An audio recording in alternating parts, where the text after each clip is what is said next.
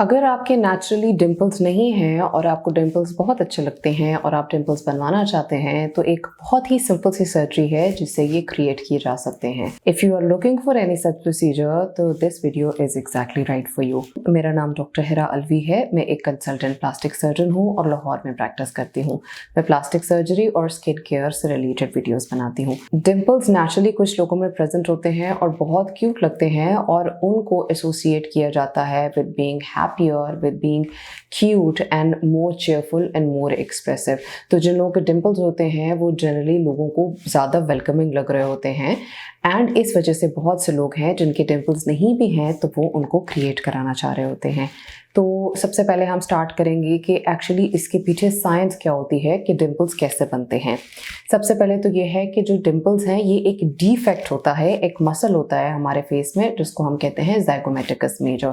तो जिन लोगों के डिम्पल्स होते हैं उसमें ये मसल स्प्लिट हुआ होता है और जब वो स्माइल करते हैं तो स्किन जो है वो उसके अंदर पिंच होती है एंड वो एक डिम्पल की अपीयरेंस देती है। So this is actually a deformity जो कि क्यूट लगती है। तो बहुत से लोगों को ये डिम्पल्स बहुत अच्छे लग रहे होते हैं एंड वो उनको बहुत ज़्यादा अट्रैक्ट कर रहे होते हैं। तो अगर आपको भी पसंद है तो एक बहुत ही सिंपल प्रोसीजर होता है जिसको कहते हैं डिम्पल क्रिएशन सर्जरी या डिम्पल प्लास्टी। ये प्रोसीजर प्लास्टिक सर्जन्स करते हैं एंड ये अंडर लोकल एनेस्थीसिया किया जाता है, यानी कि ये सुन करके किया जाता है एंड ये तकरीबन हाफ आवर टू 45 मिनट्स का प्रोसीजर होता है। एंड आप चाहें तो आप इसको एक साइड पे भी करा सकते हैं एंड आप चाहें तो आप इसको दोनों तरफ भी करा सकते हैं।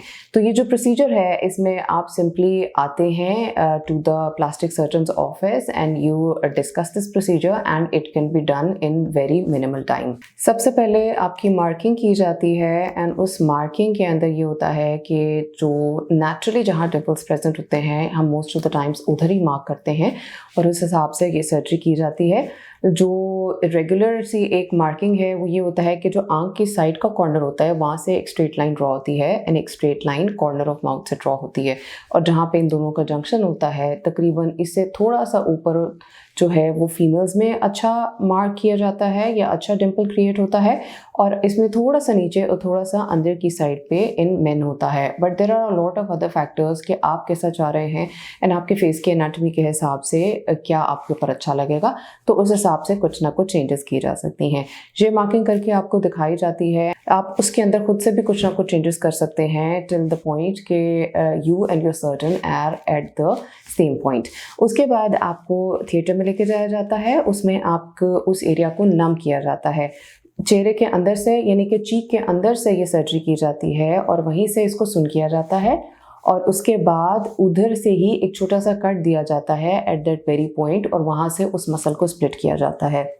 फिर एक एब्जॉर्बेबल सूचर यानी कि जो खुद से घुल जाने वाला सूचर होता है उसको लेकर ये डिम्पल को बनाया जाता है और इसका फेस के बाहर कोई स्कार नहीं होता है एंड जो अंदर वाला है वो भी बहुत अच्छे से हील कर जाता है। 2-3 स्टिच लेके इसको क्लोज कर दिया जाता है और अंदर जो मुंह के अंदर जो चीक की एरिया होता है उसको भी अंदर से स्टिच कर दिया जाता है एंड जो प्रोसीजर हो जाता है उसके बाद right after the procedure you are free to go home.